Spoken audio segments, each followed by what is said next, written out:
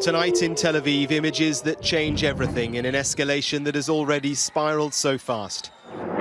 Israel's missile defense systems lighting up the sky as they try to intercept incoming Hamas rockets. 130 of them were fired from Gaza in one barrage. Flights at the international airport were urgently suspended and diverted. Hamas said it was a specific target. And on the streets, injured Israelis, which, for Israel, will move this conflict onto a different level.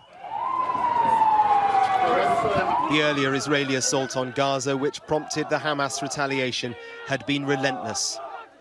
And for those who are not the targets, but who are so often the victims, it is terrifying. With the weight of the Israeli Air Force on top of them, there is nowhere safe to run. Locals filmed the moment a 13-story building collapsed. It's not clear how many people were in it at the time. It is a residential block. The Israelis had earlier said that they were targeting militants in their homes. The number confirmed to have died through the day and the night before continues to rise. Children too. Here, a mother and her son are buried. They're from a refugee camp. Most in Gaza are refugees. And in one of the hospitals, agony and defiance. This man vows revenge for the death of his comrade, a member of Hamas's Jerusalem brigade.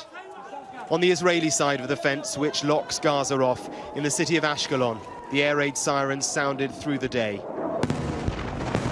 In the skies, the trails of Israel's Iron Dome missile defense system. It shot down most of the Hamas rockets.